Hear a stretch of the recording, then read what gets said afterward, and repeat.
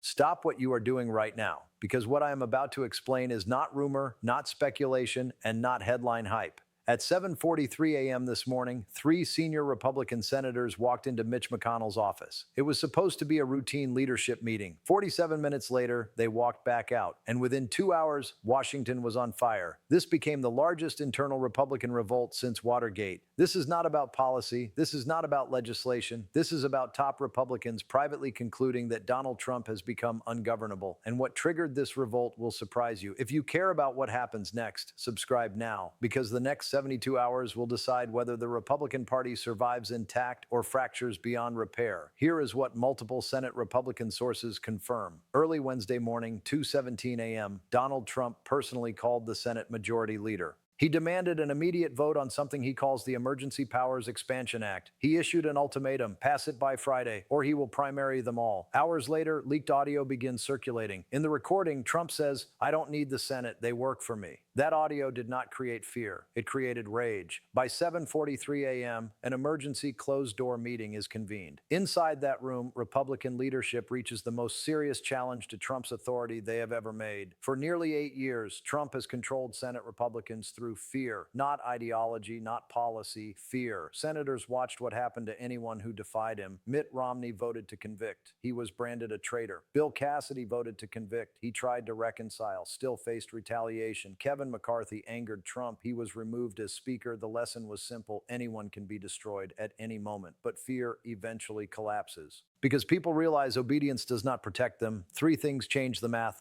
First, elections. Republicans face a brutal Senate map. Polling shows candidates tied to Trump dropping 6 to 8 points in swing states. One senator put it simply: "I can defend conservatism. I cannot defend chaos." Second, foreign policy alarm. Threats involving Greenland, threats involving NATO allies. Military leaders are calling it recklessness, not strategy. Third, legal reality.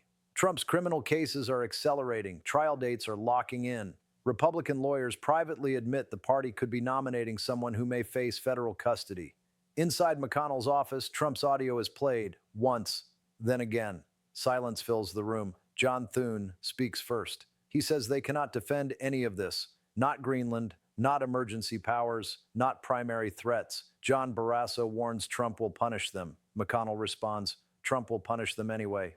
The only question is this: do they defend Trump or do they defend the Senate? McConnell lays out a plan: refuse to vote on expanded emergency powers, withhold campaign support, protect sitting senators from Trump-backed challengers. One by one, the leaders agree. What happens next moves fast. McConnell starts calling senior senators. Romney says yes, Collins says yes, Murkowski says yes, then the shock. Lindsey Graham says yes, Marco Rubio says yes. A 5-page letter is drafted. It states they can no longer enable conduct that threatens constitutional order and Senate authority. Trump finds out. He explodes. He calls senators traitors. He personally calls Graham. Graham does not back down. He calls Rubio. Rubio does not back down. By mid-afternoon, a split becomes visible. House Republicans rush to defend Trump. Senate Republicans stay silent. Media notices immediately. Conservative media fractures. Donors issue statements. Supporting institutional stability. Internal polling leaks. Trump endorsement turns winning races into losing races. Even Senate staffers begin signaling they will not defend reversals. Democrats choose not to attack. They stay quiet.